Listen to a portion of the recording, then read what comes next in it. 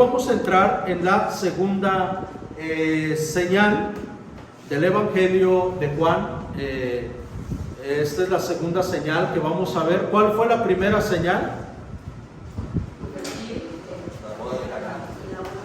La boda de Caná, ¿verdad? ¿Y qué hizo Jesús en la boda de Caná? Convirtió agua en vino, ¿verdad? Bueno, muy bien. Eso me alegra que vamos aprendiendo. ¿Y cómo presentó Juan a Jesús en esa primera señal? ¿Cómo presentó Juan a Jesús? Como el que tiene el poder para transformar, ¿verdad? Para transformar. Así lo presenta Juan, como el que tiene poder para transformar. Él transforma una sustancia que no tiene sabor, olor ni color en una sustancia totalmente distinta, ¿verdad? En una sustancia que tiene olor, sabor y color, ¿verdad? Tanto que cuando el maestresala o el mayordomo de la fiesta lo prueba y dice: te brincaste la barda, todos dan el mejor vino al principio y ya cuando todos están bien tomados, da el más corriente y así ya no se dan cuenta de que la calidad del vino que están tomando. Pero tú, le dice, has guardado el mejor vino al final. ¿Por qué? Porque Dios, Jesús hace todo bien, todo lo que Él hace es bien hecho, ¿verdad? Está bien hecho. Entonces, esta transformación de agua en vino que se da en Caná, en las bodas donde Jesús fue invitado, en ese mismo lugar, en esa misma zona, en Caná de Galilea, va a suceder la segunda señal, pero en esta ocasión no va a ser la conversión de agua en vino, sino la conversión de un oficial, a seguidor de Jesús, ¿no? Entonces Juan, no cabe duda que selecciona muy bien lo que él pretende hacer con nosotros, y a diferencia de otros escritos, algo muy bonito en el libro de Juan es que no nos damos cuenta cuando Juan está platicando con nosotros y cuando él hace el papel de narrador. Sí, los que han leído Juan, ¿sí se han dado cuenta de eso? De que Juan nos invita en su plática.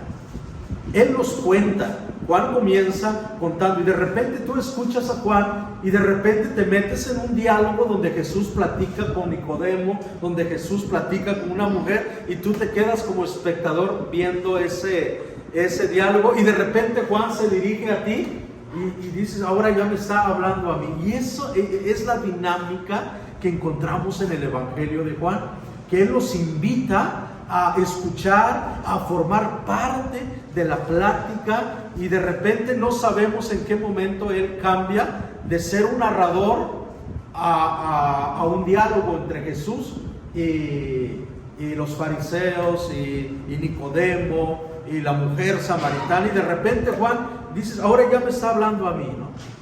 Y eso es lo que nosotros podemos apreciar en este Evangelio cuando lo leemos detenidamente. Por eso yo les digo, no se trata de que digan: mire, yo ya me aventé todo el Evangelio. No, se trata de que te disciplines, de que tomes esa disciplina y que apartes un tiempo para leer un capítulo.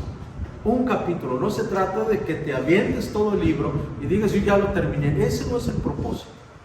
El propósito es que te disciplines, que tomes esa formación y ese hábito por la lectura de la palabra de Dios. Amén.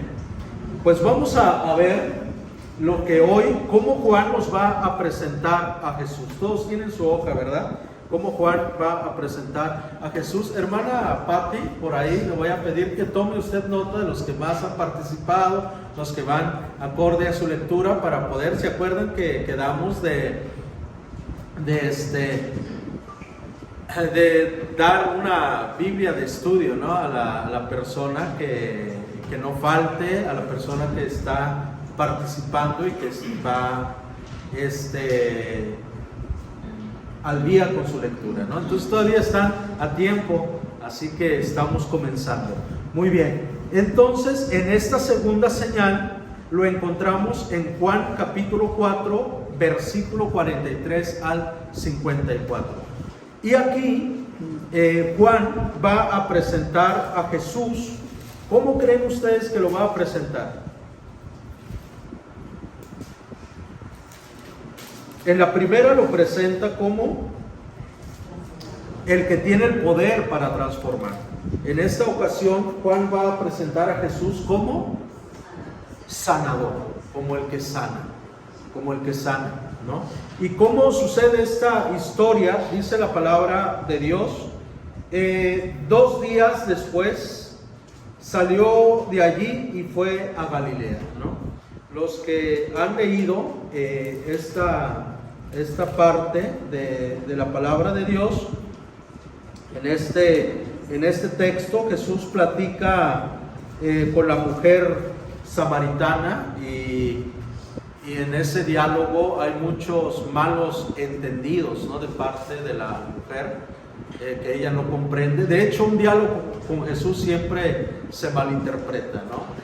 Siempre se malinterpreta en un diálogo con Jesús. De hecho, cuando Jesús platica con Nicodemo, nos damos cuenta que Nicodemo no malinterpreta lo que Jesús dice, no comprende. Jesús está hablando de las cuestiones de arriba y Nicodemo habla o lo entiende de lo que él conoce, de las cosas terrenales. Lo mismo sucede con la mujer samaritana, ¿no? Jesús le habla de una cuestión espiritual y ella no lo entiende de esa manera, ella lo comprende desde su conocimiento, ¿no? Desde lo que ella sabe. Por eso ella le dice a Jesús, bueno, tú me ofreces agua, pero ni cubeta tienes, ¿no? ¿Cómo me vas a dar de esa agua de vida, ¿no? ¿Cómo dices que tienes agua y me estás pidiendo agua a mí para beber, ¿no? Entonces vemos ahí que un diálogo con Jesús siempre nos lleva a un nivel de comprensión muy alto, ¿no? Entonces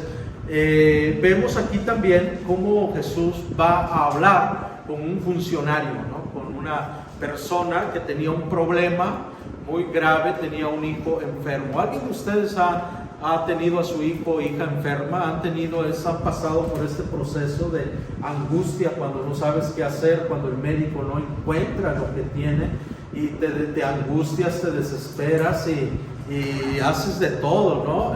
Con tal de que el hijo sane? Entonces este funcionario, es decir, no era cualquier persona, hoy diríamos un teniente, un sargento, una persona que ocupa un rango muy alto dentro de la milicia. Pues este hombre no era cualquier persona. Seguramente antes de acudir a Jesús, él ya había acudido a los médicos, él ya había agotado todos sus recursos, ¿no? Porque nosotros somos así, ¿no? Lo primero que hacemos es agotar nuestros recursos, nuestras influencias. No, yo conozco un internista, un médico buenísimo, ¿no? Y ahí lo voy a llevar, pero ya lo llevamos y no mejora. Entonces ya empezamos a entrar en pánico. Oye, pues ese es el más bueno que yo tenía y veo que no hay mejoría, ¿no? Y empezamos a buscar y al final de cuentas nos rendimos y lo que hacemos es pues venir a Cristo, decir, Señor, ahora sí ya no puedo, ya no sé qué hacer, ¿no? Y este hombre seguramente había gastado ya sus recursos, sus influencias, como no había mejoría en la vida de su hijo, así que él se entera de que Jesús había venido a Caná de Galilea y él va a buscar a Jesús. Y cuando llega Jesús le dice que vaya a su casa porque su hijo está a punto de morir. El niño estaba gravemente, ¿no? Enfermo, en una temperatura muy fuerte, estaba gravemente enfermo. Entonces él platica con Jesús. Jesús no va. Jesús dice, tu hijo vive. Él regresa y encuentra a su hijo vivo. Y Juan dice, y luego termina diciendo, esta es la segunda señal que Jesús hizo en Caná de Galilea. Él entra en Galilea con una señal y sale de Galilea con otra señal, ¿no? Es lo que vemos en Juan, cómo entra con una señal, convierte agua en vino y deja Galilea, ese territorio, con otra señal. Y dentro de ese tiempo, hermanos, no fueron las únicas señales que Jesús hizo. De hecho, en el capítulo 2, los que están leídos, dice que Jesús hizo otras muchas señales ahí mismo, pero Juan nada más registra 2. La conversión de agua en vino y la conversión de este oficial, o la sanación del hijo del oficial. Las otras señales Juan no lo menciona, porque no es su propósito que nosotros sepamos las otras señales, sino que Él quiere que prestemos atención en esta señal. Muy bien, entonces Juan presenta a Jesús como el sanador. ¿Cómo presenta Juan a Jesús? Como el sanador. Pero vamos a ver que Juan dice, sí, te lo voy a presentar así, pero si tú ves a Jesús de esa manera, no has entendido mi señal. Y ahorita vamos a ver por qué Juan dice, sí, te lo voy a presentar como el sanador. Pero si tú dices, ay, Jesús es mi sanador, es correcto. Pero si tú no has entendido el mensaje oculto que Juan pone ahí, Juan dice, no has entendido quién es Jesús. Y eso es lo que vamos a encontrar en esta señal. Sí, Juan quiere que veamos a Jesús como el sanador, pero Él quiere que descubramos algo más que sanador. ¿Sí? Y es lo que vamos a ver. ¿Cuál es el propósito? El propósito de esta señal es conocer el poder que Dios tiene sobre las enfermedades. Dios tiene poder sobre las enfermedades. Yo creo que todos tenemos a un familiar, a un amigo, o nosotros mismos padecemos de alguna enfermedad. ¿Alguien de ustedes levanta su mano para que despertemos un poquito? ¿Quién conoce a alguien, o quién está enfermo, o quién vive como un enfermo? Los que no conocen a ningún enfermo, no viven con ningún enfermo, gracias a Dios, ¿verdad? Pero yo sí conozco a muchos enfermos. Y Dios quiere que hagamos algo por los enfermos. Y es lo que Juan dice, que conozcamos el poder de Dios, que Dios tiene sobre las enfermedades. ¿Dios tiene poder sobre las enfermedades? ¿Sí? Lo creemos, ¿verdad? Pero nuestra realidad a veces demuestra lo contrario, ¿no? A veces dice, bueno, sí, yo creo que Dios tiene poder sobre las enfermedades, pero sigo enfermo, ¿no? Mi familia sigue enfermo, ¿no? Pues yo estoy sufriendo de igual manera. Por eso Juan dice, sí, pero tú tienes que entender algo más que la sanidad. Y luego conocer la fe genuina. Eso es lo que Juan va a presentar también en este relato, en esta segunda señal, que tengamos una fe genuina en Jesús, una fe pura en Jesús. ¿Cómo tener una fe pura, una fe genuina? Yo les pregunto a ustedes, ¿ustedes realmente, hermanos, realmente tenemos una fe pura? Amén. Nuestra fe es pura en Cristo.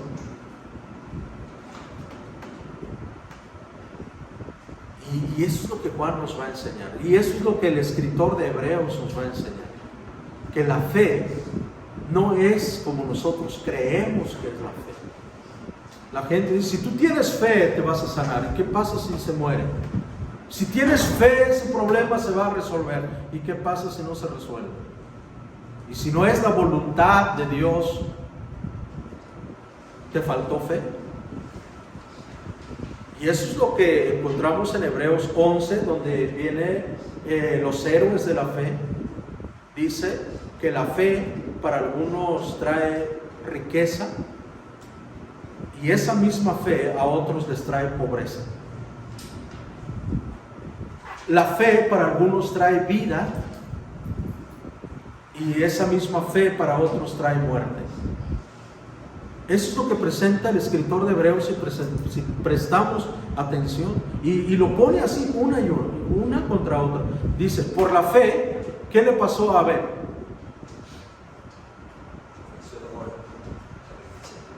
Ofreció un mejor sacrificio, pero ¿qué pasó con su vida? Murió. Y luego enseguida va a poner, y por esa misma fe, Enoc no murió. O sea, una fe, algunos lo mató, y al otro fue traspuesto, ¿no? Esa misma fe. Y dice que por la fe algunos gozaron de grandes riquezas y otros pasaron vergüenza, pasaron escasez, pasaron hambre. Y esa es la lista que el escritor de Hebreos, porque él quiere que tengamos una fe genuina en Cristo, una fe pura en Cristo. Y eso es lo que Juan también nos va a enseñar aquí. Lo pone en 3 ocasiones y casi quiere que gritemos eso, y ahorita lo vamos a ir viendo. Entonces conocer la fe genuina, ¿no? En Juan. ¿Cuál es el propósito de las enfermedades, hermanos, en la vida de una persona? ¿Cuál es el propósito de las enfermedades? Al menos hay 4 propósitos que las enfermedades tienen en la vida de una persona. Vamos a ver la primera, por favor, Oli. El propósito de las enfermedades: para probar nuestra fe, ¿no? Y el ejemplo está en la vida de Job. Job era un hombre que gozaba de mucha riqueza, de muchos bienes, porque Dios había puesto un cerco de protección, dice, alrededor de él. Entonces Satanás le dice a Dios: quítale ese cerco de protección que le has puesto y verás si no te maldice tu propia cara, ¿no? Entonces le quita todas las pertenencias, las riquezas, y Job mantiene su fe pura en Dios. Y después Satanás llega y Dios le pregunta: ¿de dónde vienes? Y Satanás dice: pues de rodear la tierra y de andar por ella. Y Dios le presume a su siervo Job y le dice: ¿no has visto a mi siervo Job? Que no hay otro como él, varón justo, recto, temeroso de mí. Y dice Satanás, y le dice el Señor: ¿y cómo aún mantiene su integridad conmigo a pesar de que tú me pediste quitarle todos sus bienes?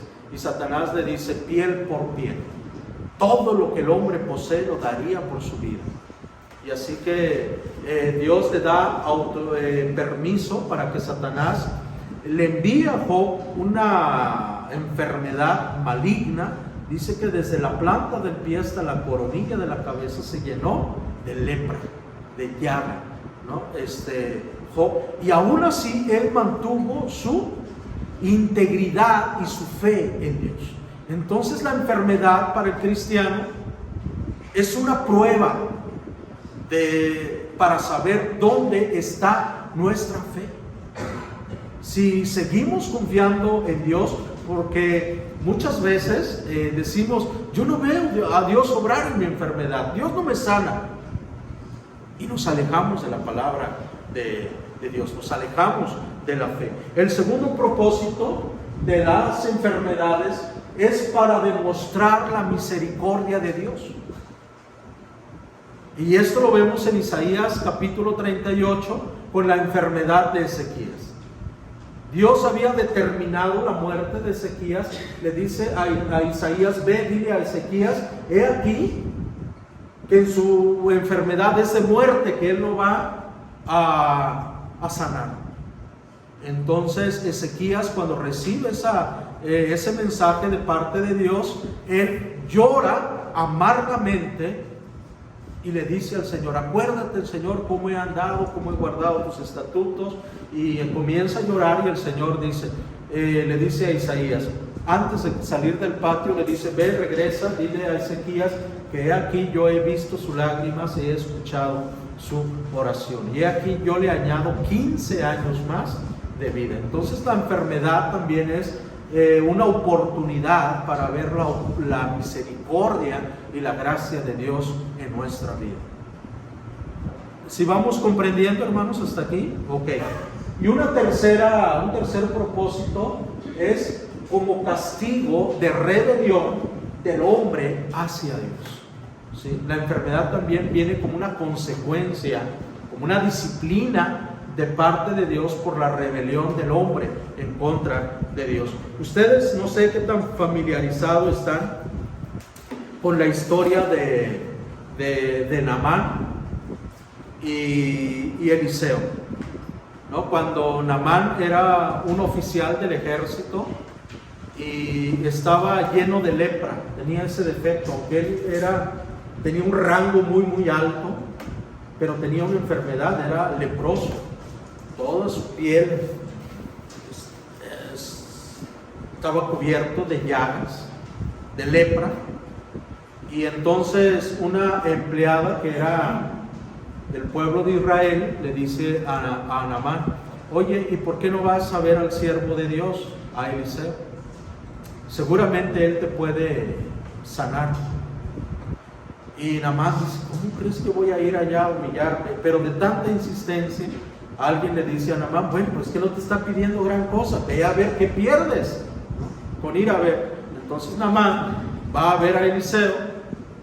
Y cuando llega con Eliseo, Eliseo ni siquiera se molesta en salir a recibirlo, solamente le dice: ve y zambúllete unas veces en el río Jordán y vas a sanar. Y entonces él se molesta y dice: mejor el río sea en mi tierra y voy a venir aquí a meterme, ¿no?, en esta agua. Y uno de sus criados le dice: pues mira, no te están pidiendo gran cosa, o sea, hazlo.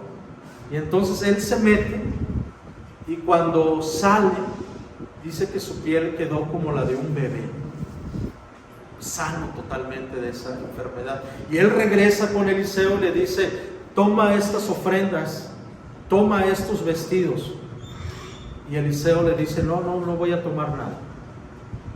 No voy a tomar. Y no tomó nada Eliseo de lo que Naamán le ofreció. Entonces, ya a una cierta distancia, Giezi, el empleado o el criado de Eliseo, dice: mi amo ha cometido un gravísimo error, ¿cómo va a dejar ir esta bendición? Así que se fue detrás de Naamán, y Naamán lo alcanza a ver y manda a uno de sus empleados y le dice si todo estaba bien.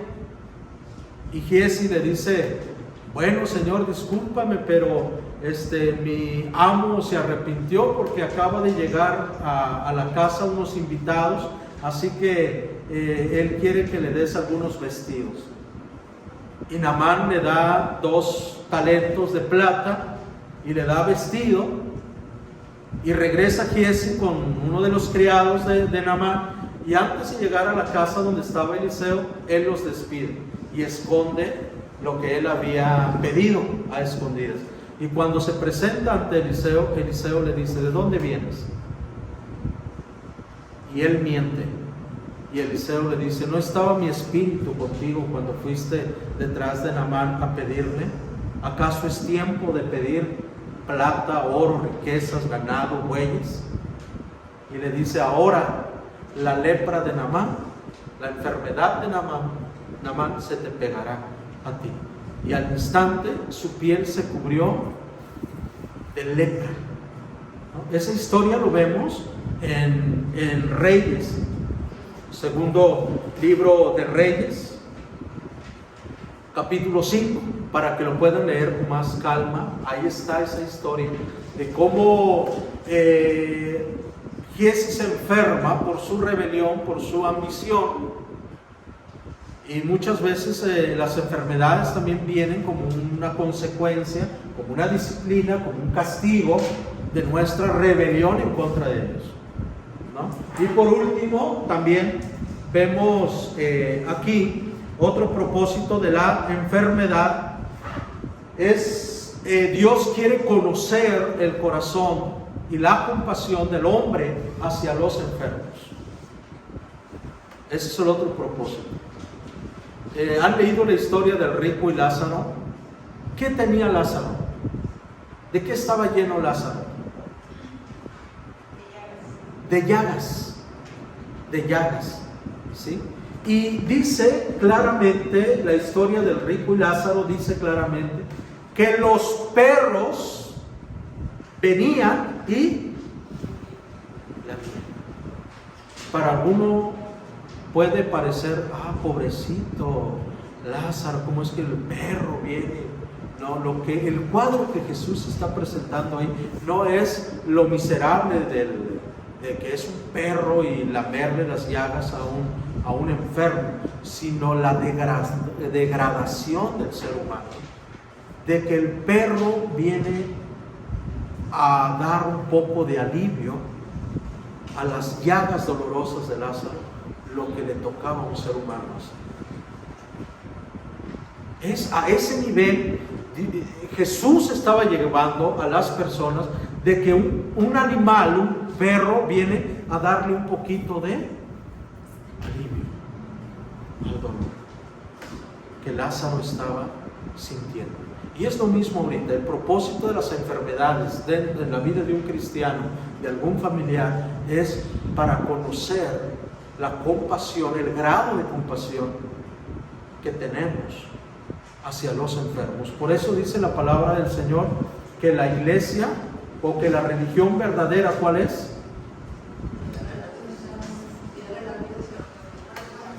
En sus aflicciones, y ahí incluye enfermedades, dolencias, angustias.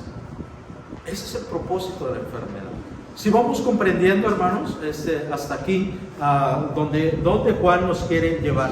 La paradoja de la enfermedad, fíjense, la paradoja de la enfermedad, ¿saben qué es una paradoja? Lo voy a explicar. Una paradoja son dos verdades que pareciera contradictorio, pero que se complementan. Por ejemplo, a todos nos gusta cumplir años, pero no nos gusta envejecer, ¿no? Nos gusta, ya viene mi cumpleaños el 25 de septiembre, viene mi cumpleaños, ¿no? No sé, pero dicen, pero ya voy a cumplir, ¿no? O sea, no quiero envejecer. Todos queremos ir al cielo, pero nadie quiere morir. Es una paradoja, ¿no? Entonces, como Jesús, tanto Satanás como a Jesús se le da el nombre de león. Exactamente. A los dos es algo paradójico. Ajá. También paradójico, como cristianos tenemos la libertad, pero también nos vemos esclavos de Dios, somos siervos. Exactamente, ¿no? Y eso es lo que vemos aquí en la palabra de Dios. Una paradoja que vemos aquí de la enfermedad es que a unos los acerca a Dios. La enfermedad hace que busquen de Dios, y muchos llegaron a los pies de Cristo gracias a una enfermedad. Dios ocupó la enfermedad para conocer de su palabra y de su poder, mientras que a otros los aleja de Dios. Y hay personas y esa es la paradoja, que cuando tú no eres cristiano, la enfermedad te acerca a Dios. Y en muchas ocasiones, que siendo cristiano, la enfermedad te aleja de Dios. Porque decimos, Dios no me escucha. Ya por más que oro, por más que le pido, no veo que Dios me responde. Y nuestra fe empieza a decaer, a enfriar, y nos alejamos de Dios. Y esa es una paradoja con la enfermedad. En Juan, la enfermedad tiene el propósito de probar la fe del que ya cree y acercar a Dios al que no cree. Ese es el propósito en el Evangelio de Juan, que la enfermedad acerca a la persona que para el cristiano la enfermedad es una prueba de fe, mientras que para el que no cree es una oportunidad para acercarse a Dios. Y lo vemos aquí en la vida de este oficial. Claramente, pues él no es seguidor de Jesús, pero una enfermedad lo hace buscar a Jesús, y para él esto era algo humillante, como ir a buscar a Jesús en medio de una multitud. En Caná de Galilea sucede dos conversiones, hermanos, dos conversiones. La primera, la conversión de agua en vino, y la segunda, la conversión de muerte a vida, de muerte a vida. Y esto lo vemos en Juan capítulo en el versículo 53, ¿no? La conversión de muerte a vida. Dice: el Padre entonces entendió que aquella era la hora que Jesús le había dicho: tu hijo vive, y creyó él con toda su casa, ¿verdad? Entonces tanto el hijo como él estaban muertos espiritualmente, pero por el milagro de la sanación ellos creen en Jesús. Entonces la conversión se da en la muerte y vida.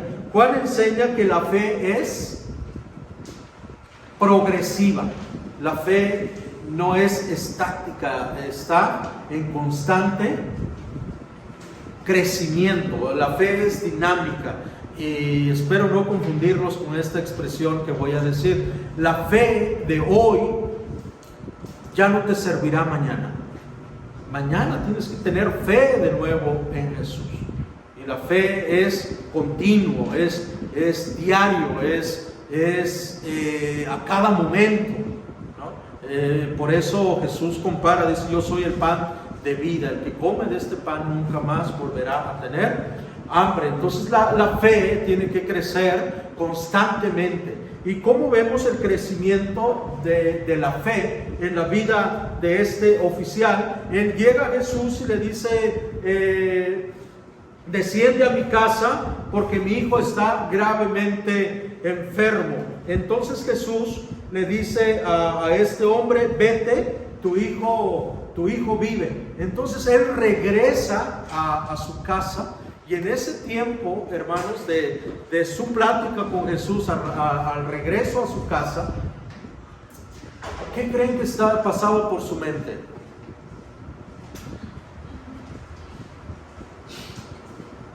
¿Qué piensan ustedes que pasaba por su mente? Él llega a Jesús, imagínense, él estaba casi a 25 kilómetros más o menos de distancia entre donde él estaba y donde Jesús estaba. Entonces él seguramente tomó a algunos de sus oficiales, algún caballo, y se dirige a Jesús, dejando a su hijo casi muerto. Entonces, con esa desesperación, él llega y le dice a Jesús: desciende, baja a mi casa, porque mi hijo está gravemente enfermo. No crean, hermanos, que Jesús estaba aquí y él estaba a media cuadra. No, estaba casi entre 25 a 30 kilómetros de distancia en aquella época. Era largo, ¿no? Por eso, cuando él llega a su casa, hace casi día y medio para poder llegar a su casa. Entonces cuando Jesús le dice: vete, tu hijo vive, entonces él regresa a su casa. Dice que él cree en las palabras de Jesús, regresa a su casa. Pero en ese tiempo, hermanos, en esas horas, su fe fue creciendo. Pero también era la duda, entre la duda y la fe: ¿será cierto lo que Jesús me ha dicho?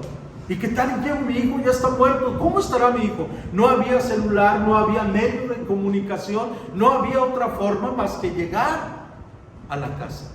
Llegar a casa. Y a eso se le llama crisis de fe. Todos nosotros pasamos por una crisis de fe. Y eso es bíblico. Un momento en donde nosotros entramos en una crisis entre si seguir o parar, creer o no creer. Y esto lo vemos en la vida de Moisés. Moisés pasó 40 años preparándose en el desierto, en una crisis de fe. Y en esa crisis de fe que este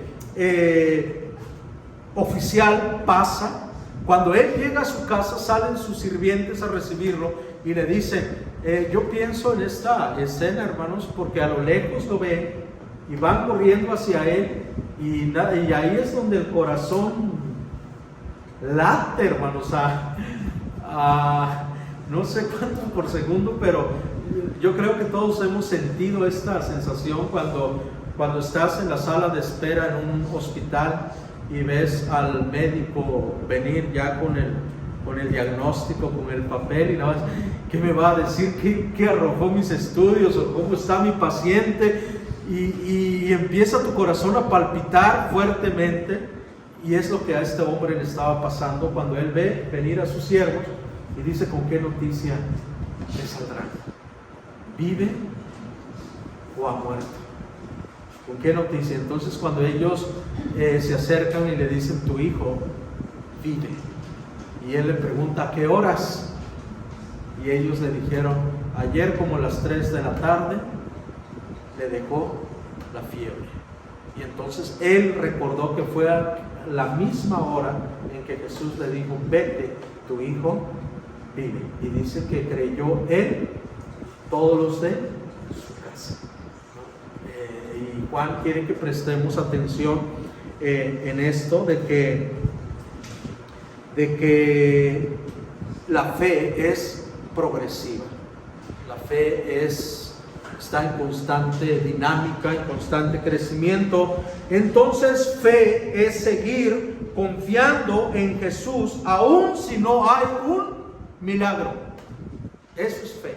Y eso era lo que Jesús le dijo a este oficial en el versículo 48. ¿Lo pueden leer, por favor? ¿Qué le dijo Jesús al oficial en el versículo 48.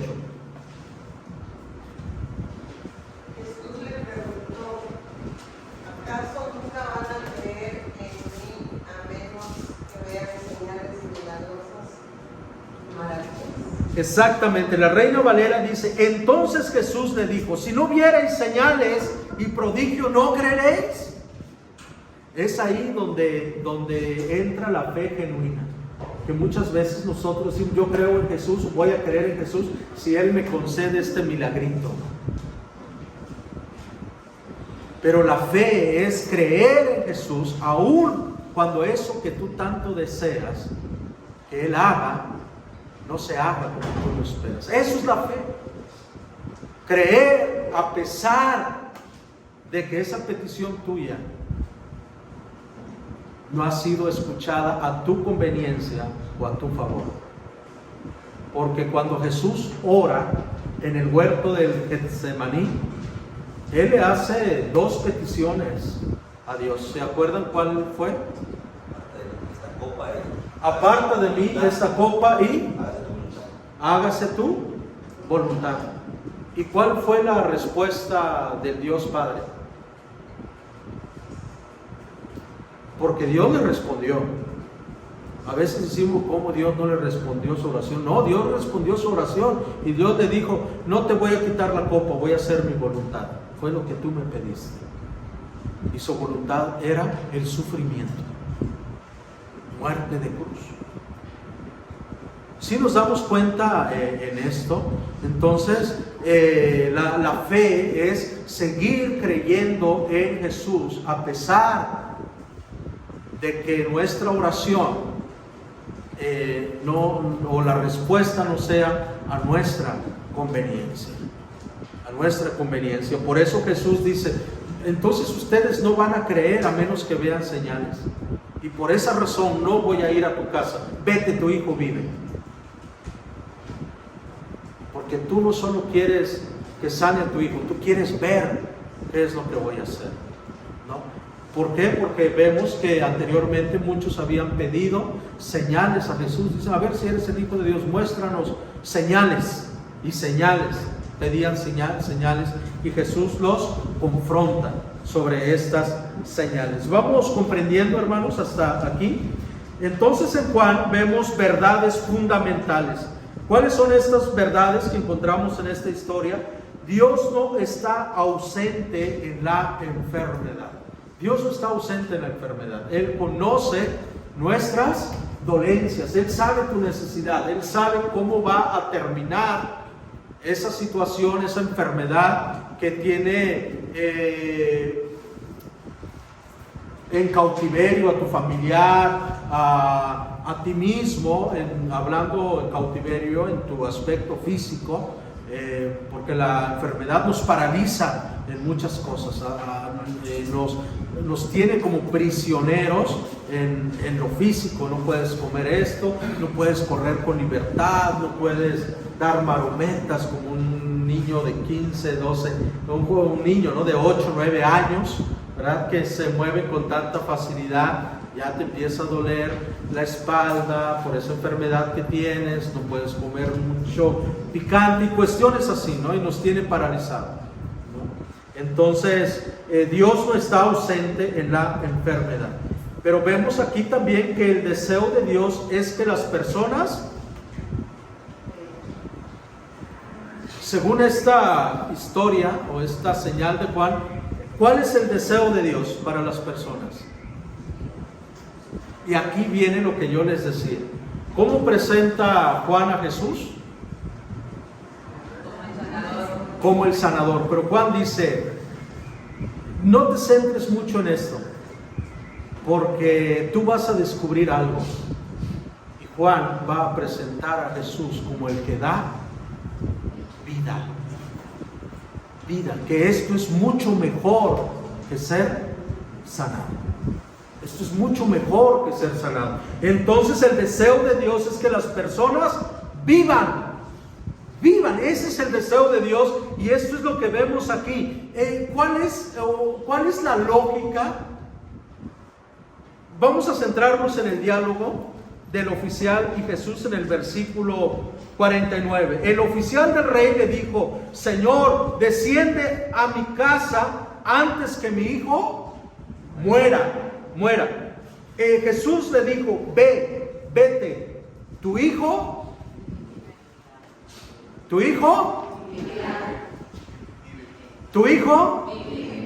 vive, y habla en el tiempo presente. Es cuando Él dice. Por eso, hermanos, aquí viene lo que encontramos en Juan. ¿Por qué Juan llama a Jesús verbo, palabra, logos? Porque lo que Él dice es. Él dijo: produzca la tierra toda planta, y la tierra empezó a producir planta. Si Jesús dice vida, es porque ya hay vida. Lo que Él pronuncia es: vete, tu hijo vive. Y el niño vivió en ese momento. Pues su palabra es vida. Pero ¿cuál es la lógica? Lo que nosotros esperamos cuando vamos a un médico. Y eso es lo que Juan quiere que tú descubras, y que nosotros descubramos en esto. Fíjense, Jesús dice: vete, tu hijo vive. Y después, cuando salen los empleados o los criados, ¿qué le dicen al oficial?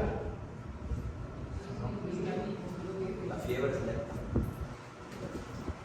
Pero le dicen algo antes.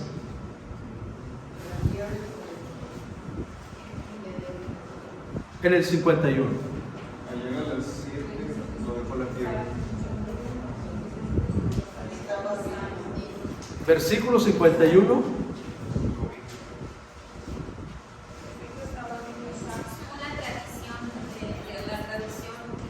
En la NB, la traducción viviente, ¿cómo dice?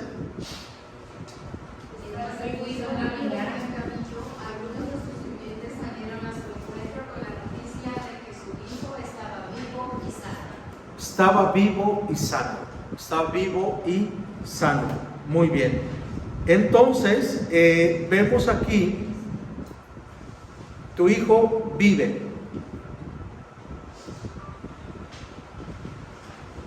En el 51, cuando ya él descendía, sus siervos salieron a recibirle y le dieron nuevas, diciendo: tu hijo vive.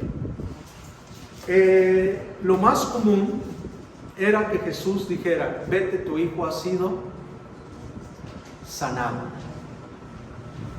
Y lo más común que los empleados hubiesen dicho es: tu hijo ha sido sanado. Pero Juan no quiere que nos centremos en la sanidad, Él quiere que nos centremos en la vida. Y dice: tu hijo vive. Tu hijo vive, y lo encontramos en 3 ocasiones. Vida. La vida es mejor que la sanidad. Cuando el hombre se centra en la sanidad física, que no es mala, pero muchas veces solo buscamos sanidad física, pero no estamos buscando vida. Por eso en muchas ocasiones vemos que Jesús le dice a las personas: vete, tu fe te ha. En algunos salvado y en otros sanado. ¿Verdad? Salvado. Y cuando los paralíticos, cuando los amigos bajan del techo al paralítico, lo ponen a Jesús, ¿qué le dice Jesús? Tus pecados te son perdonados. Oye, pero si yo no vengo que me perdones mis pecados, yo vengo que me hagas caminar, ¿no? Y Jesús le dice que es más fácil decir: tus pecados te son perdonados, o toma tu lecho y anda, y vete. Primero le dio la restauración, la vida espiritual. Así nosotros, hermanos, lo que Dios quiere que tengamos, lo que Juan quiere que comprendamos, es que la vida es mejor que la sanidad. Si tú tienes vida en Cristo, lo tienes todo. Yo no digo que la enfermedad sea buena, pero la vida es mejor. Y eso lo encontramos en 3 ocasiones. En el 50 dice: ve, tu hijo vive. Y el hombre creyó en la palabra que Jesús dijo y se fue. Cuando ya él descendía, sus siervos salieron a recibirle y le dieron nuevas diciendo: tu hijo vive. Entonces el hombre le preguntó a qué horas había comenzado a estar mejor y le dijeron ayer a las 7 le dejó la fiebre. El padre entonces entendió que aquella era la hora en que Jesús le había dicho: tu hijo vive, vive, ¿no? Entonces la vida por creer en Jesús. Entonces aquí vemos lo que el propósito del Evangelio, lo que dice en el 20, cuando dice para que creyendo tengan vida. ¿Qué le trajo la fe a la vida de este oficial? Su fe, ¿qué le dio como resultado? Vida, ¿no? Y sanación, vida y sanidad. ¿Por qué razón el oficial del rey buscó a Jesús? Porque tenía un hijo enfermo, ¿no? Un hijo enfermo. ¿Cuáles fueron las dos peticiones que el oficial presentó a Jesús? ¿Cuáles fueron las dos peticiones?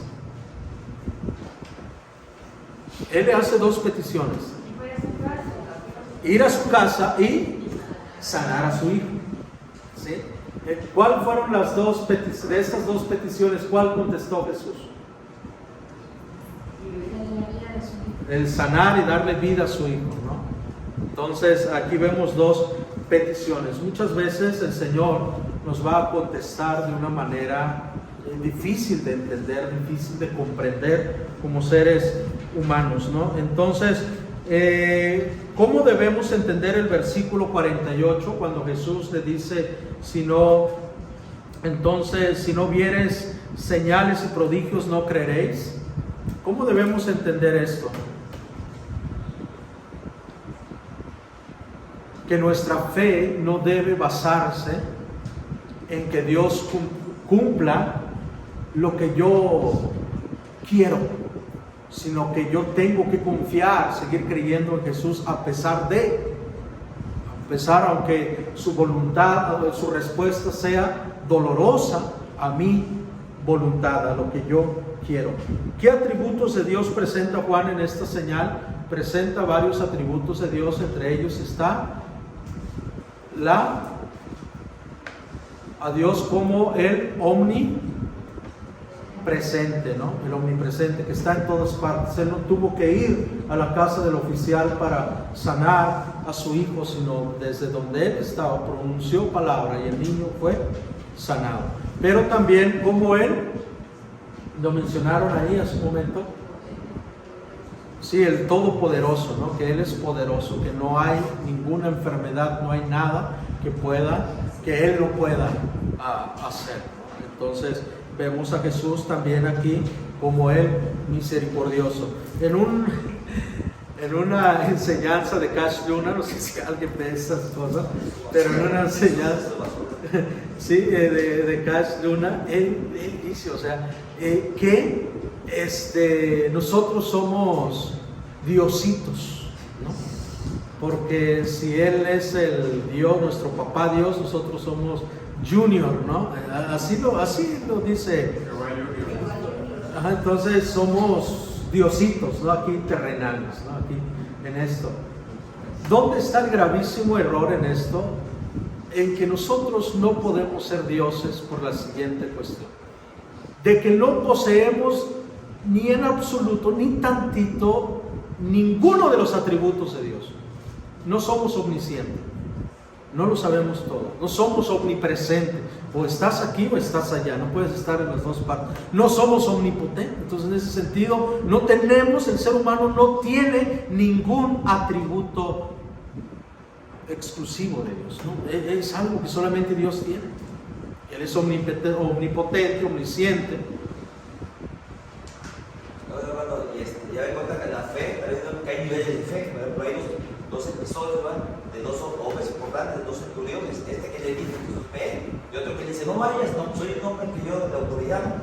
Tú nomás basta con que digas: es sanado y no tienes que pararte a mi casa, ¿sabes? No soy digno, dice que vayas a mi casa. Y digo, va a ser sanado. Sí, hay niveles de fe. Sí, hay la fe, por eso digo que la fe es progresiva, o sea, y la fe viene Si tú oras mucho y dices, Señor, aumenta mi fe, pero no escuchas la palabra, no lees la palabra de Dios, no crecerá tu fe, porque Pablo dice que la fe viene por el oír. La fe viene escuchando, meditando en la palabra. Por eso les digo, hermanos, no vamos a crecer si no leemos la palabra de Dios. Estamos terminando. En conclusión, ¿qué te está diciendo Dios en tu enfermedad? Si tú estás enfermo, ¿qué te está diciendo Dios? ¿Qué te está mostrando Dios en tu enfermedad? A lo mejor Dios dice, cuida tu alimentación. A lo mejor Dios dice, hay algo mucho mejor que la misma enfermedad. Tú tienes vida, ¿no? Porque has creído en mí. ¿Cómo puedes ver a Dios obrar en tu enfermedad? ¿Cómo has visto la mano de Dios en tu enfermedad? Dices, es que no sé cómo he sobrevivido hasta este tiempo con esta enfermedad. Yo lo único que puedo decir es que Dios ha abierto puertas, Dios ha puesto a las personas indicadas en su momento, ¿verdad? Y eso debe hacer que nuestra fe crezca, hermanos. No hagamos como los discípulos, ¿sí? Cuando Jesús multiplica los panes, ¿no? Ellos estaban en una crisis de fe y dicen, ¿y dónde vamos a sacar para que coma tanta gente? ¿Y dónde vamos a sacar para que coman tantas personas? Jesús le dice, ¿qué tienen? No, pues hay tantos panes, tantos peces. Los multiplica, los bendice y les da de comer a más de 5,000 personas. Y dice que recogieron de lo que sobró 12 canastas. Y esas 12 canastas, dice, a ver, Pedro, para que no se te olvide. A ver, Andrés, para que no se te olvide. ¿Cuántos discípulos eran? 12. ¿Cuántas canastas sobraron? 12. Uno para cada quien, para que crezca su fe, ¿no? ¿Y qué pasa más adelante, hermanos? Cuando Jesús tiene una discusión con los fariseos, entran en la barca y le dice Jesús a sus discípulos, cuídense de la levadura de los fariseos. Y ellos entran en pánico y dicen, eso lo ha dicho porque no trajimos pan. Y Jesús le dice, ¿qué no entienden todavía? De los 5,000, ¿cuántas canastas sobraron? 12. Y de los 4,000, 7. Entonces, si alimenté a más de 5,000, a más de 4,000, que no pueda alimentar 12 bocas de ustedes, porque él estaba refiriéndose a la mala enseñanza de los fariseos. Entonces nosotros, entre más, si tú ya viviste una crisis, hermano, financiera, una crisis de enfermedad, y Dios te sanó, y volviste a creer, a enfermarte gravemente, y Dios te sanó, entonces ya no te preocupes a la tercera, porque si Él te sanó a la primera, y te sanó a la segunda, tú te vas a sanar también en la tercera. Esa es la fe progresiva. Si Él ya me sacó de una situación así, entonces eso debe aumentar mi fe, a que yo crea que Él me va a sacar de esta situación también. ¿Cuántas veces no caemos en la misma situación y estamos como los discípulos, dudando otra vez? Oye, pero si ya el Señor dice, si ya te saqué una vez de esa situación, sí, Señor, pero ¿será que esta vez me vas a sacar? Pues sí, te saco. Y volvemos a caer y volvemos a angustiarnos. Señor, ¿será que ahora me vas a sacar? Y dice, ¿hasta cuándo vas a tener fe? ¿Hasta cuándo vas a confiar en mí? Si ya lo hice contigo 1, 2, 3, 4, 5 veces, que no lo haga una sexta. Y eso debe aumentar nuestra fe en Dios. ¿Qué quiere Dios que hagas por los enfermos? ¿Qué debemos de hacer por los enfermos? ¿Qué quiere Dios que hagamos? Que tengamos compasión, ¿verdad? Compasión por ellos. Compasión. Y esto es lo que Juan nos está enseñando en esta segunda señal, y termina diciendo, y esta fue la segunda señal que Jesús hizo en Caná de Galilea. Vamos a orar, hermanos. Señor y Padre Celestial, muchas gracias por enseñarnos de tu palabra, por la participación de nuestros hermanos. Señor, muchas gracias también porque enriquece, Padre, esta enseñanza de que podamos conocer quién eres tú, cómo tú obras, cómo tú trabajas. Y lo único que te pedimos, Señor, es que a través de esta señal tú nos ayudes a tener fe y a creer para que tengamos vida. Porque tú quieres, Señor, que tengamos vida, que veamos la vida que tú ofreces a través de la fe en tu Hijo Jesucristo. Muchas gracias en el nombre de Cristo Jesús. Amén y amén.